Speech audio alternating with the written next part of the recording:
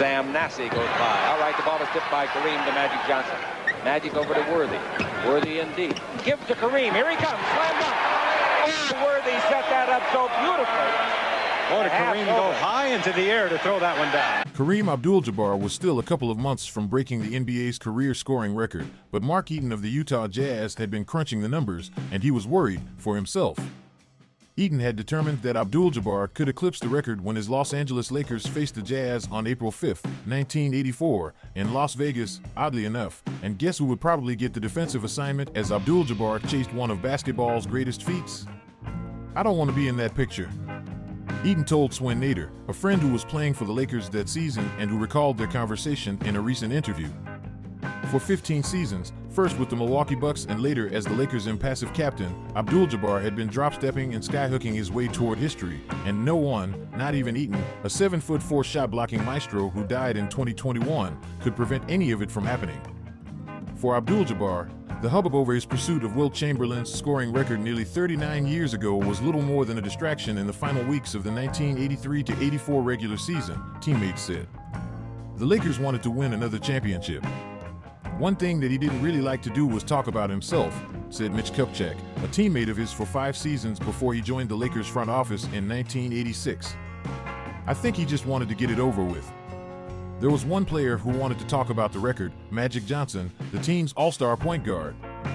I'm making the pass, Johnson told teammates, according to guard Byron Scott. I'm throwing it to Cap for him to break the record. It was one of 11 home games for the Jazz in Las Vegas that season as the team's owner sought to build a fan base there. And of course, 11 of the Utah Jazz games are to be played here. This is the 10th one. They've got one more to go. They have won 4 and lost 5 here. And even though the Jazz were solid, they would advance to the Western Conference semifinals. Would-be fans did not exactly flee their slot machines and flock to the Thomas and Mack Center to watch Adrian Dantley, Ricky Green, and Darrell Griffith. Their game against the Lakers in April drew 18,389 fans, the largest for a Jazz home game since the team had relocated from New Orleans before the start of the 1979-80 season. The Jazz had no illusions about their role in the game being such a hot ticket. History was happening. I don't think anybody thought that they were going to stop him from scoring, Dantley said. No one has ever stopped the best weapon in basketball. Abdul-Jabbar, who needed 22 points to break Chamberlain's record of 31,419 career points, expressed his appreciation by flashing a double thumbs up, then went about his familiar business of leading the Lakers to another win. Kareem Abdul-Jabbar, standing ovation. They're up. 18,500 the capacity, and they tell me it's sold out. He scored 16 points in the first half. But even as the Lakers built a big lead in the third quarter, Abdul-Jabbar resisted forcing shots and consistently passed out of traps. He goes, huh? All right, it's in there. He holds it. He's double teamed. He turns. He bounces to McAdoo. 17-footer by McAdoo, and the crowd's gone nuts. As soon as he passed that ball, they all let out a sigh. 94-77, 5:35 to play. Timeout is called by the Utah Jazz. A 12-footer along the baseline gave him 18 points for the game. Johnson over to McGee. McGee holds it up. Out to Magic, three-point country. Magic said, get out of there, Mike. And now the ball's going into Kareem. The crowd's getting impatient for Kareem to do it. Swing left, 16-footer, good! He's got 18. He needs 3. Ball in the front court through. Bang. By the start of the fourth quarter, the game was so out of reach that Frank Layden, the coach of the Jazz, began removing his key players to preserve them for the playoffs. But Abdul-Jabbar was so close to the record that he re-entered the game, and he tied Chamberlain when James Worthy passed to him for a dunk. Contribution you made to this game. Without you and Cousy and the 24-second clock, we probably wouldn't have it. Ball into Kareem, back to Worthy, down the middle, back to Kareem. He's tied it. Ladies and gentlemen, the scoreboard reads Kareem 13,419, Wilt 13,419. Cooper's got the ball. Here he comes with McGee. McGee gets the pass. Score it. Nice pass, Cooper. The next assist needed to belong to Johnson, and when Johnson passed out of trouble to Bob McAdoo, one of the Lakers' reserves, his teammates shouted at McAdoo to pass it back to Johnson. Magic almost ran up and grabbed it, Scott said, laughing at the memory. The assist. Magic Johnson's got the ball. Magic looking into Kareem. Kareem setting up the screen. Down the middle goes Worthy. The ball comes to McAdoo. Into Kareem. Turn. Fake. Can't shoot it. Brings the ball to McAdoo. 18-foot jumper by Bob is good. The rebound is off the bail. Bob Hansen, a first-year guard for the Jazz that season, was guarding Johnson and made the unconventional decision to give him a little space to make an entry pass to Abdul-Jabbar on the right block. Didn't want to really get in the way of history, Hansen said. Hansen's teammates had other ideas. Eaton and Green tried to double-team the 7'2" Abdul-Jabbar, but he took one dribble, pivoted to his right, then spun to his left to rise for a skyhook over Eaton, who had been dreading such a moment. Fella put in a chair. The crowd stand for Kareem to get the ball. Everybody's waving their arms. It's into Kareem. Kareem swing left, right hand, 12-footer. Chick Hearn, the longtime play-by-play announcer for the Lakers, rejoiced when the ball splashed through the hoop. The new king of scoring has ascended his throne, Hearn said on the broadcast as Abdul-Jabbar's teammates embraced him.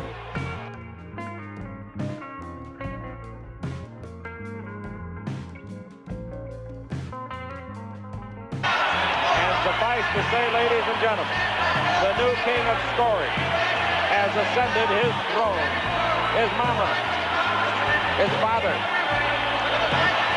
What an emotional moment. And the kind of a shot that I dreamed about for 3 weeks that he would make, the hook shot. I am not sure who gave him the assist. As reporters, photographers, and dignitaries swarmed Abdul-Jabbar, Hansen waded through the mass of humanity with the ball in his hands. He found Abdul-Jabbar near midcourt. I said, "Here you go, big fella, here's the ball. Do you want the ball?"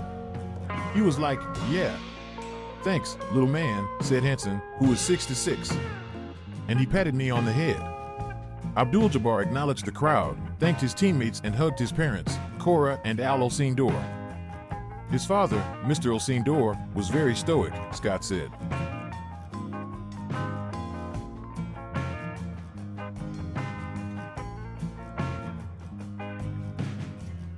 Very special guest here at halftime, a man that's very, very proud this evening. Flew out from New York with his wife to watch this ball game tonight and watch his son break the all-time point-scoring record held by Wilt Chamberlain. Mr. Al Cindor, really nice to have you here tonight. Are you enjoying the ball game so far? Very much so. He's doing very well. I expect to see the record broken.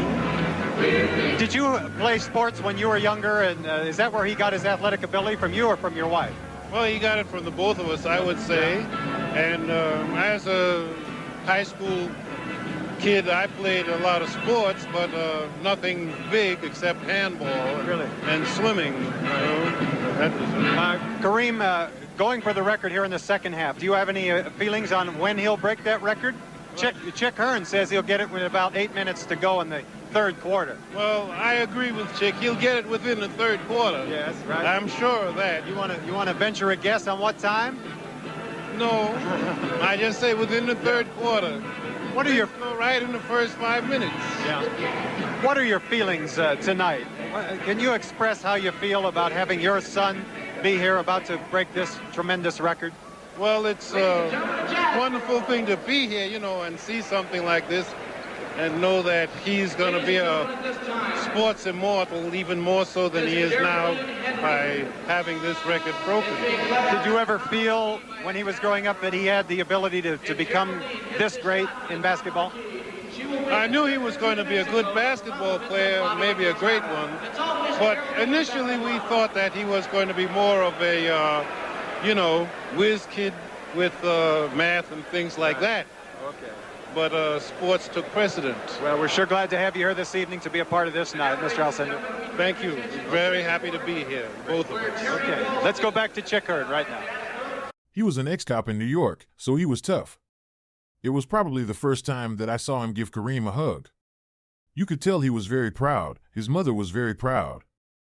Abdul-Jabbar was subbed out of the game and replaced by Kupchak. "That's my claim to fame," said Kupchak, 68, now the general manager and president of basketball operations for the Charlotte Hornets. Put in the mop sweeper. Chamberlain did not attend the game, but he came to a ceremony that the Lakers held at home the next day before they played the Kansas City Kings. Will anybody ever play an average of 48 minutes plus for a whole season? Will anyone ever average 50 points a game for a whole season? Will anybody ever score 100 points in a basketball game? No. Will one man have 55 rebounds in a basketball game? No way. I could go on and on. Ladies and gentlemen, make him feel back to the home where he belongs, Wilt Chamberlain.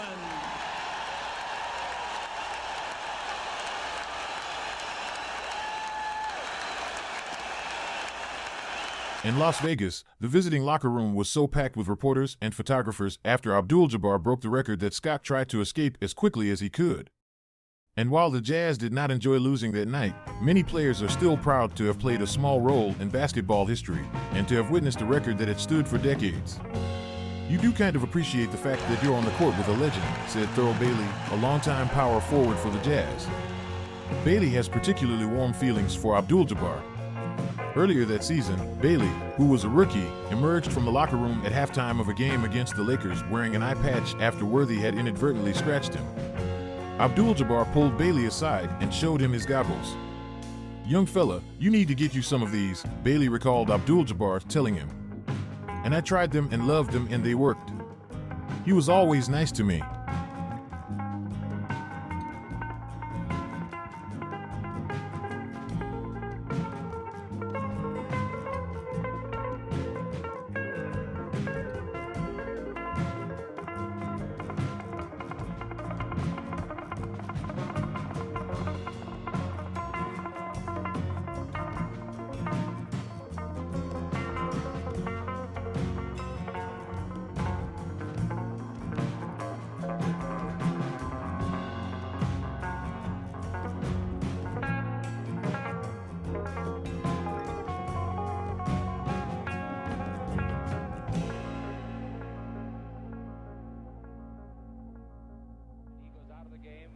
Return tonight unless it's an emergency where the Lakers get caught here.